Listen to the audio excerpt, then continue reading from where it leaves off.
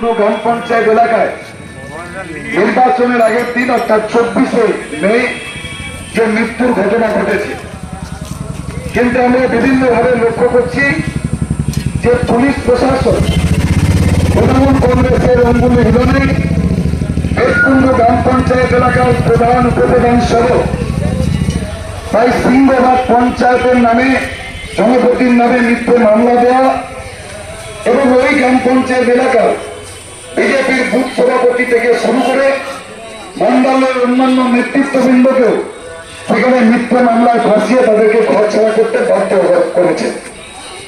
সেই কারণেই আমাদের প্রতিবাদ আমরা শান্তিপূর্ণভাবে করব। আমাদের এই থানার ভারপ্রাপ্ত ওসি যিনি আছেন, ওনাকে আমরা আগে থেকেই এই ডেপুটেশনের খবর দিয়ে রেখেছিলাম।